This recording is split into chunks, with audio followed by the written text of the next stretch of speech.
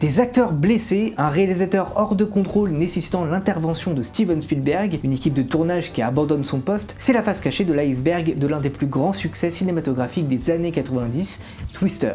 Si vous ne connaissez pas ce film, c'est pour résumer brièvement un film catastrophe où des chasseurs de tornades ont pour objectif de tester un nouveau système conçu pour recueillir des données à l'intérieur d'une tornade afin d'améliorer les prévisions. Un film fort sympathique et qui a son importance dans l'histoire du cinéma, on verra pourquoi à la toute fin de la vidéo, parce que ce qui nous intéresse maintenant, c'est le tournage du film, qui n'a pas été de tout repos, c'est le moins qu'on puisse dire. Premier problème, les acteurs sont devenus aveugles. Pour remettre dans le contexte, il faisait beau.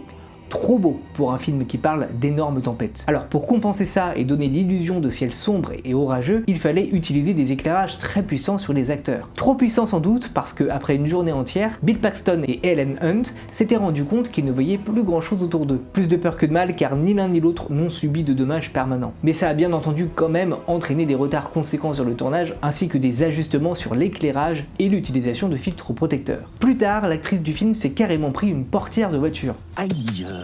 Sur l'une des séquences où les personnages sont piégés au milieu d'une tornade, Helen Hunt a été frappée à la tête par la portière d'une voiture qui s'était ouverte de manière imprévue sous l'effet des vents simulés. Mais c'est pas tout car encore plus tard, c'est ni plus ni moins qu'un pont qui a trouvé la tête de l'actrice, à nouveau causant une blessure et l'arrêt temporaire du tournage. Et ce n'est pas fini! Sur l'une des séquences où les personnages devaient se cacher dans un fossé rempli d'eau stagnante et de débris, le réalisateur utilisait des machines à vent puissantes pour projeter de la poussière, de la saleté et de l'eau sur les acteurs. Résultat, une irritation et une inflammation des yeux pour les deux acteurs et des vaccins contre l'hépatite par mesure de précaution. J'adore à quel point les décisions de sécurité sont prises après les accidents. Il s'avère que malgré les conditions compliquées, l'actrice n'a pas spécialement mal vécu le tournage. Pour la citer, une grande partie de ce à quoi nous réagissions se produisait réellement, et même si cela rendait les choses plus compliquées, cela facilitait le travail d'acteur. Sur le générique du film est crédité en tant que directeur de la photographie Jack N. Green, mais il a rejoint le tournage 5 semaines après le début de celui-ci en remplacement de Don Burgess, qui a claqué la porte avec toute une partie de son équipe en raison de tensions et de différends créatifs avec le réalisateur. Mais surtout parce que ce dernier a agressé verbalement et physiquement un assistant caméra qui avait accidentellement marché dans le champ de vision de la caméra,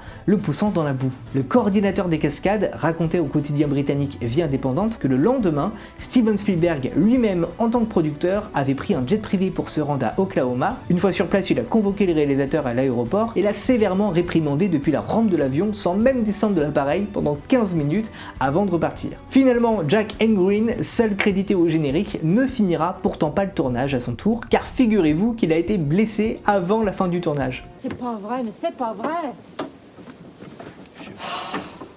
2 jours avant, pour être plus précis, lorsqu'un décor conçu pour s'effondrer sur commande a été activé par erreur alors qu'il se trouvait à l'intérieur. Touché à la tête et au dos, il a été contraint d'être hospitalisé. C'est le réalisateur lui-même qui assurera les dernières prises de vue en tant que directeur de la photographie. Malgré ce tournage plus que chaotique, le film sortira au cinéma aux États-Unis le 10 mai 1996 et a rencontré un succès assez retentissant, dominant le box-office pendant plusieurs semaines, dépassant même l'Empire contre-attaque. Et il deviendra un an plus tard, le 25 mars 1997, le premier long métrage à sortir au format DVD.